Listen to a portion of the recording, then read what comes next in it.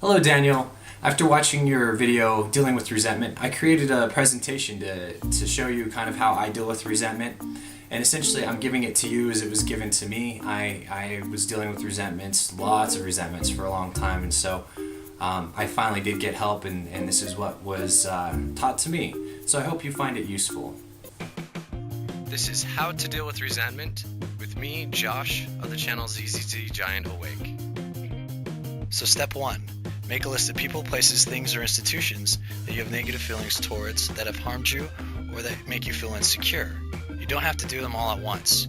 You can do a few at a time, or if there's one specific thing you'd like to address right away, you can just do that one thing. Step 2.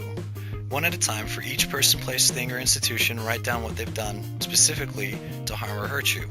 Try and recognize your feelings as you do so. Step 3. Write down your part. While it's never fun to recognize that we played a role in the situation that caused our resentments, it's important to do so. I say it's important because from reviewing our actions, we can see what we did that led into the situation and what we did afterwards. We can also at this point realize what we could have done differently, because we have absolutely no control over the other person. But what we do control is how we act before and afterwards. It is also important for us to realize that it is us who's having these feelings, not the other person, and that there's nothing that we can do to make the other person change the way they feel about us. Which leads us to step 4. Identify why you're not willing to let those emotions go. Remember that you're the one who has the resentment, not them. Odd as it may sound, there is usually some kind of emotional payoff for keeping that resentment. It is not uncommon to find that we exaggerated our roles as victim or their role as villain. Also, keep in mind that this exercise is completely subjective. There are no right or wrong answers. Step 5 is to take appropriate action. Now is the time to review what you've written and take time to consider what the right action is. Before you do anything though, talk to someone else about it, whether it's a parent, a sibling, a friend, or a counselor. It is important that you trust the person that you talk to and that they aren't too directly involved with the situation. After doing so, take the action, which I found for me usually includes some level of admitting my part to the other party. Afterwards, any level of action can be taken. Sometimes it's making a better effort at the relationship, other times it's walking away temporarily, or sometimes even for life. And you don't need to feel any guilt if you decided to walk away. Remember that you've considered everything carefully and discussed it with another person. There's also a lot else afterwards that life will bring your way and also theirs.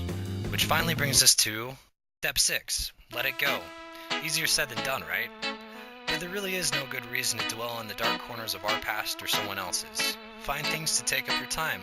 I found that bettering myself physically and intellectually has been my key. That's what's worked for me. You need to find what works for you. Remember that time heals. And if things get too bad, you can and should talk to a friend about it. While it may feel to you that you're imposing on them, they can learn from you, may enjoy the company or attention, and typically it makes them feel good to be there for someone else. And also, have fun.